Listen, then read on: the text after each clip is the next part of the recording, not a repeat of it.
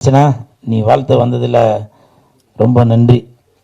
உன்னோட ஆசீர்வாதத்தில் உன்னோட ரசிகர்கள் சார்பாக கண்டிப்பாக இந்த படம் வந்து மிகப்பெரிய வெற்றியடையும். அதில் எந்த மாற்று கருத்தும் இல்லை. ஓரளவுக்கு எழுதி வச்சதெல்லாம் படித்தாச்சு.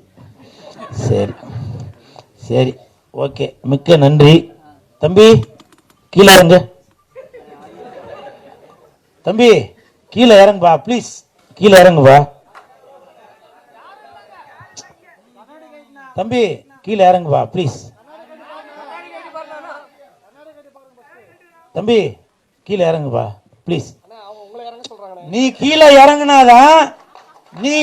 இறங்குனாதான் ஃபைல்ஸ் படத்துக்கு டிக்கெட் உனக்கு ஃப்ரீயா தரேன். தயவு செஞ்சு கீழே இறங்க. மறுபடியும் பாத்தீங்களா? எனிவே இன்னைக்கு நான் திட்டு வாங்குறது உறுதின்னு தான் நினைக்கிறேன். ஏடவகடமா எதுவும் போட்டு விட்டுறாதீங்கப்பா. நான் எப்பவுமே விஜய் சாரோட ரசிகர் தான், சரிங்களா?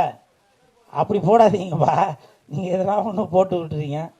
இன்ன வரைக்கும் இந்த கூலுன்னு பேர் வர்றதுக்கு காரணம் விஜய் சார் தான்.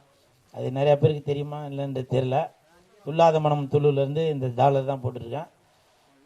இது எதுக்காக சொல்கிறேன்னா, இப்போ விஜய் சார் எதுனா ஒன்று பண்ணாக்க அதை வச்சு ஏதோ ஒன்று போடுறாங்க, ஒரு வருமானம் வருது அவங்களுக்கு. அது மட்டுமா, தொப்பி விற்கிறாங்க, விஜய் சாரோட கட்சி பேர் போட்டு துண்டு விற்கிறாங்க, அவங்களுக்கு ஒரு பயன் இருக்குது. அப்போது அவங்களுக்கெல்லாம் பயன் இருக்கிறப்போ இந்த கூல் சுரேஷ் விஜய் சாரோட ரசிகனாக இருக்கிற நான் பயனடையக்கூடாதா? விஜய் சார்னால இந்த பல்ஸ் இந்த பல்ஸ் படத்துக்கு விஜய் சார்னால ஒரு ப்ரமோஷன் கிடைக்கூடாதா? சொல்லுங்க. ஏதோ ஒன்று எழுதுங்க சார், ஏதோ ஒன்று எழுதுங்க. நான் அதை பற்றி எதுவுமே சொல்லலை. எந்த பிரச்சனை வந்தாலும் அதை சந்திக்கிறதுக்கு தயாரிப்பாளரும் ஜெயிலுக்கு போகிறதுக்கு பேர் நவீன் சாரும் ரெடியாக இருக்கிறாங்க.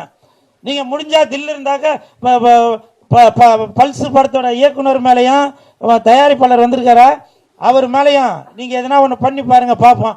என்ன எதுவும் பண்ணாதீங்கப்பா, நான் அப்பாவி, சரிங்களா? உங்களையெல்லாம் சந்திச்சதில் ரொம்ப சந்தோஷம். நன்றி.